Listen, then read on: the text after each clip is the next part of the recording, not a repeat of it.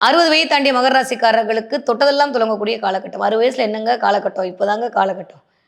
நெறைய ஃபாரின் போறது, நெறைய டிராவல் பண்றது, பிள்ளைகள் குறித்த கவலைகள்லாம் தீர்ந்து போறது, வெளியூர், வெளி மாநிலத்துக்கு போறது, நெறைய கோவில் குளத்துக்கு போறது, சுத்துறதுன்ற மாரி இந்த தடவ நெறைய 60 வயது தாண்டிய மகர ராசிக்காரர்கள் இந்த தடவ சாய்பாபாவோட நெறைய கனெக்ட் ஆவீங்க. கனெக்ட் ஆனீங்கன்னா சொல்லுங்க. பாபா கோயிலுக்கு போறது, திடீர்னு ஷீரடி போலான்னு தோணுது, திடீர்னு மந்திராலயம் போலான்னு தோன்றதுன்ற மாரி இந்த தடவ 8ஆம் இடத்துக்கு கேது உங்களை வேற மாரி இயக்குவார். அதன் அடிப்படையில் நீங்கள் வேற மாரி இயங்குவீங்க. ஸோ நெறைய இந்த தடவ டிராவல், அதன் மூலமாக ஒரு சந்தோஷம், அதன் மூலமா ஒரு அனுகூலம், நிம்மதியா ரொம்ப நாளுக்கு அப்புறம் ஹாப்பியா இருக்கிறதுக்கான தன்மையில மகர ராசிக்காரர்களுக்கு இனிதே மலர காத்திருக்கிறது. ஓகே. இந்த தடவ நீங்க என்ன தெய்வத்தை வழிபாடு செய்ய வேண்டும்? நான் தான் சொல்ட்டேனே. என் ஆத்தாவ புடிச்சுக்கோங்க. மீனாட்சி அம்மன் வழிபாடு உங்களுக்கு மிகப்பெரிய ஏற்றத்தையும், மாற்றத்தையும் குடுக்கக்கூடிய வழிபாடாக மலர காத்திருக்கிறது. ஓகே. என்ன பார்ப்பீங்க இந்த தடவ? மகர ராசிக்காரங்க இந்த தடவ யானை பார்ப்பீங்க. பார்த்தீங்கன்னா எனக்கு சொல்லுங்க.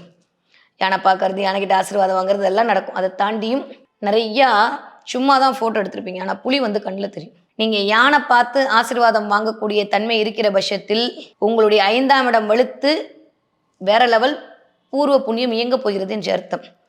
நீங்க புலி பார்க்கக்கூடிய தன்மையில் இதுவரைக்கும் பதுங்குனதெல்லாம் போதும் பாய் ஸ்டார்ட் அப்படின்னு புலியோட வேகம் தேவைப்படுகிறது. களத்துல இறங்கு அப்படின்னு பிரபஞ்சம் சொல்லக்கூடிய தன்மையாக உங்களுக்கு இந்த 2 சமிக்கைகளும் காட்டப்படும். 2ல எது பார்த்தாலும் எனக்கு கமெண்ட்ல சொல்லுங்க. மகர ராசிக்காரர்களுக்கு மகத்தான மாதமாக இந்த தை மாதம் இனிதே மலர காத்திருக்கிறது.